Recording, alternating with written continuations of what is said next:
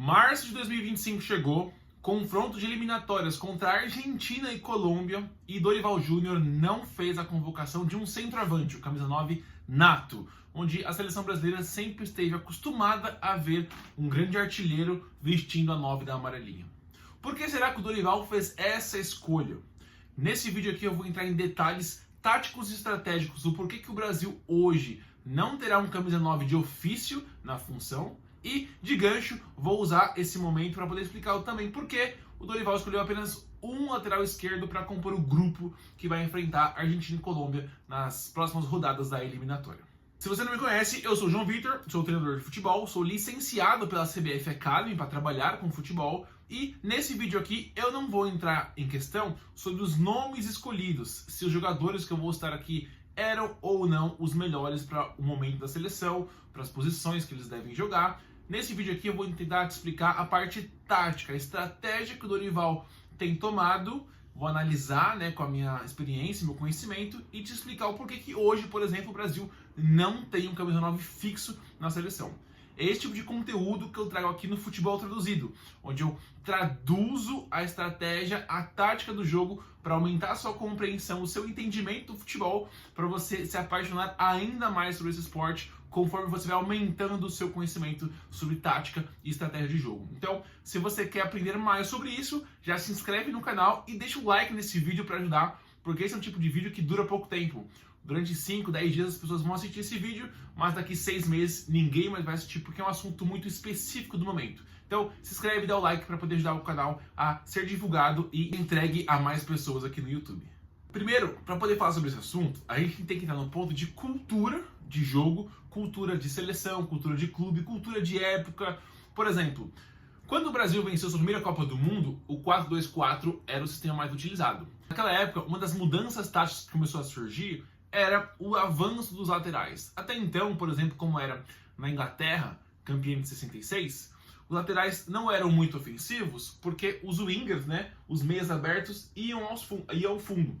Depois começou a observar um pouco mais mudanças táticas, e uma delas eram os laterais indo ao fundo. Então, eu quero dizer aqui que cada época do futebol tinham dinâmicas diferentes, do ponto de vista estratégico e, por conta disso, do ponto de vista tático também. O Brasil sempre teve diversos camisas 9 artilheiros, desde Leônidas da Silva, Careca, mais recente aí tem Ronaldo, Bebeto, Romário, Adriano, Fred, Luiz Fabiano, enfim, o Brasil sempre teve diversos camisas 9 artilheiros, fazedores de gol. E aí a gente entra um pouco na cultura da seleção, de sempre ter esse jogador, e também de como era jogado o futebol antigamente, de como é jogado o futebol hoje. Antigamente, uma alteração tática que não se vê mais hoje é esse grande espaçamento. Claro que na prancheta eu estou deixando de uma forma bem escancarada, até porque a prancheta é pequena, mas para você entender que era diferente os espaços que tínhamos antigamente para os espaços que o jogo oferece hoje. Antigamente, os jogadores ficavam mais espaçados, cada um guardando mais a sua posição, e o jogo era um pouco mais individual no ponto de vista de habilidade técnica. Quero dizer com isso que para o zagueiro ser um bom zagueiro, para o zagueiro ter sucesso esportivo, ele tinha que ser muito bom em interceptar, recuperar, defender propriamente dito. Então, para o zagueiro ser bom, ele tinha que ser alto, forte e conseguir recuperar diversas bolas. Quando ele recuperava, ele fazia o passe para quem estivesse mais perto, quem estivesse mais próximo, para poder começar a fase ofensiva. O volante, antigamente, o camisa 5, era um jogador de recuperar a bola e tocar no meia, e meia, arme o jogo. Hoje é diferente. A habilidade técnica ela não é mais individual por setor.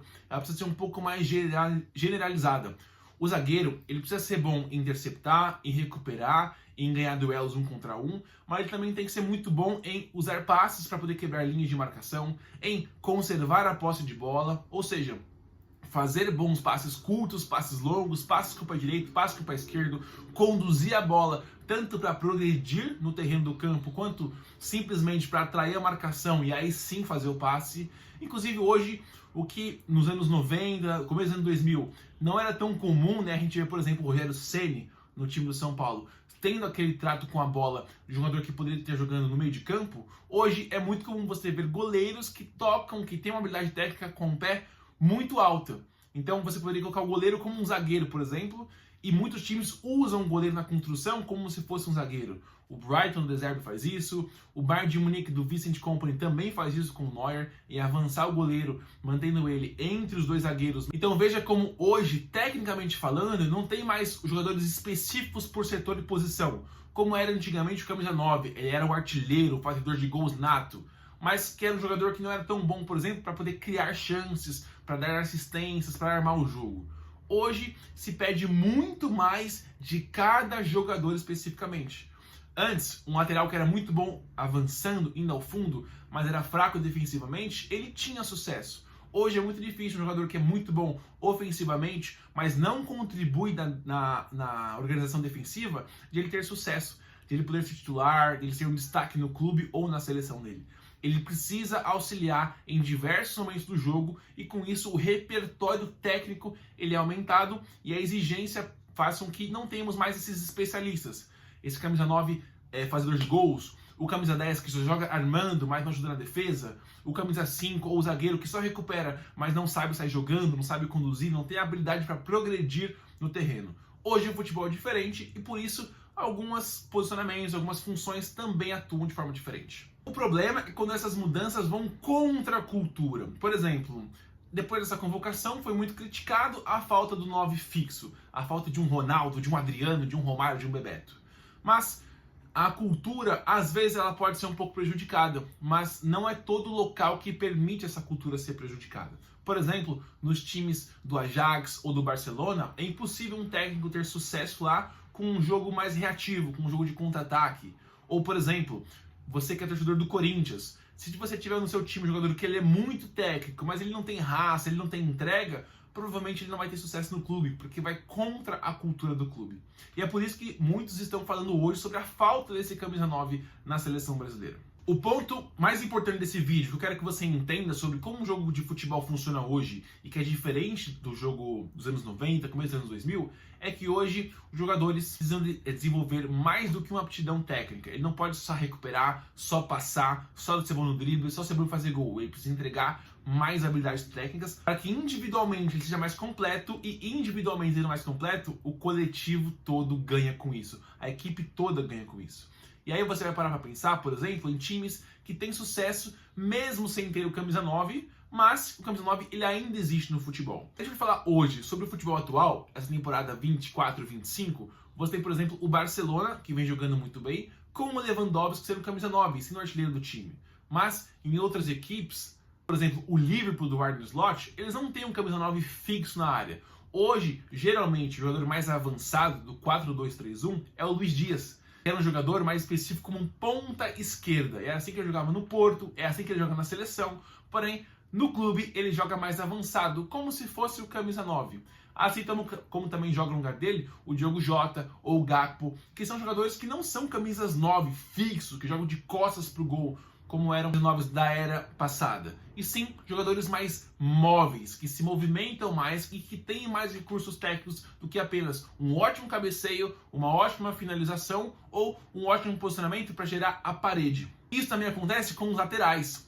O Dorival colocou 2 zagueiros canhotos, o Gabriel Magalhães e o Murilo, mas apenas um lateral esquerdo, que é o Guilherme Arana. A seleção do Dorival já tinha feito dinâmicas parecidas em segurar um lateral e liberar o outro para avançar. Outras equipes também fazem isso, tanto no Brasil como no futebol europeu. A seleção do Dorival já fazia isso, só que ela mantinha o Danilo como um lateral base, como se fosse um terceiro zagueiro, usava os outros 2 zagueiros na mesma linha e avançava o lateral esquerdo, para ter um jogador a mais na frente, um lateral mais ofensivo.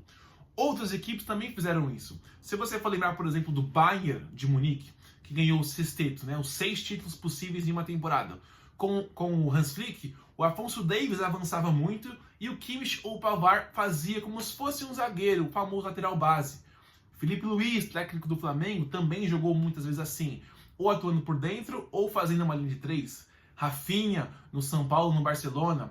Aspilicueta, na equipe do Chelsea. Davi Alaba, na época do Guardiola, ele já começou a atuar nessa saída e hoje se transformou até num zagueiro no Real Madrid. Então veja como, de acordo com as funções que eu preciso, alguns jogadores eles exercem funções diferentes. Então mesmo um lateral, ele pode atuar como um zagueiro para melhorar a qualidade da minha saída de bola. ou um lateral ele pode avançar muito no campo como se fosse um ponta, jogando na última linha, como era o Afonso Davies, por exemplo. Então veja que não é muito a posição individualista, onde ele só tem determinadas técnicas desenvolvidas. Não, ele tem que ser bom em muitas outras coisas, para poder exercer a função que o coletivo vai tirar mais proveito disso. E aí se fala muito hoje da seleção jogar no 4-2-4, como foi 58, 62, por exemplo, com Neymar e Rafinha, por exemplo, por dentro, Rodrigo e Vinícius por fora, ou vice-versa. Inclusive o Dorival falou sobre isso na entrevista, onde ele quer mais mobilidade, um jogo mais funcional. Essa linha de 4 aqui, ela pode funcionar. O ponto, como eu mostrei no vídeo, são as funções. Então, o atleta que estiver por dentro, ele pode ou aproximar, como se fosse o meia, como se fosse o 10, e o outro gerar essa profundidade. Ou vice-versa. Ou aproximar para o ponta, infiltrar, fazendo o falcão. O ponto é que o jogador que estiver mais centralizado ou que gerar o apoio, tem que dar algumas funções. Por exemplo, o jogador que dá o apoio, criar superioridade numérica no meio e, de repente, com esse apoio, caso tenha a linha de 4 defensiva, atrair um zagueiro para que haja o facão, para que um outro jogador possa infiltrar nesse espaço. Ou seja, mesmo que ele não seja um camisa 9 fixo, um artilheiro, como era Adriano, Ronaldo, enfim, ele atraia e faça a função do 9 para outro jogador infiltrar. Ou, mesmo que ele não seja um 9 fixo, como é o Rafinha, por exemplo, no Barcelona hoje, que ele ataque a profundidade para receber essa bola no ponto futuro. Então, mesmo que não seja um jogador específico da função, que tenha apenas aquelas habilidades técnicas da função, como era antigamente, hoje os jogadores são mais versáteis, têm um repertório técnico mais elevado e, com isso, um repertório tático também mais elevado, favorecendo o jogo coletivo e não tanto apenas o jogo individual. Claro que se você é um pouco mais velho e acompanhou o futebol anteriormente, você vai sentir falta do camisa 9, você vai sentir falta dos laterais que tenham funções que eram os laterais antigamente. Porém, esse tipo de futebol, na minha visão, e você pode ter a sua, não precisa concordar comigo, ele está melhor, ele evoluiu. Essas variações táticas, elas permitem, por exemplo, menos previsibilidade. Antigamente, se era um 9 fixo e cola um zagueiro ou dois zagueiros nele, beleza, ele está marcado por dois. Ele não vai se movimentar, ele não vai girar algo que eu não espero dele. Hoje ele pode girar. Ele pode gerar o apoio de frente, ele pode atacar as costas, ele pode só atrair a marcação para outro jogador atacar as minhas costas. Ou seja, menos previsibilidade tática, menos previsibilidade de movimentação. Outro ponto importante, você consegue mudar o sistema tático sem mexer nos atletas, sem queimar uma substituição. Com apenas algumas orientações, o técnico pode mudar a modificação espacial, onde ele se posiciona no campo, sem mudar os atletas, apenas mudando a função e os movimentos que eles vão exercer na partida a partir daquele momento. Outro ponto muito interessante é que, antigamente, se o seu time não tinha um camisa 9 artilheiro e fazedor de gols, provavelmente o seu time dificilmente seria campeão. Hoje não. Você vê diversas equipes que jogam sem um camisa 9 e vários atletas fazem gols. 2, 3, às vezes 5 atletas disputando a artilharia na própria equipe, dentro do time, porque não tem um jogador fazedor de gols, e sim 3, 4, 5 atletas capazes de finalizar a gol com êxito.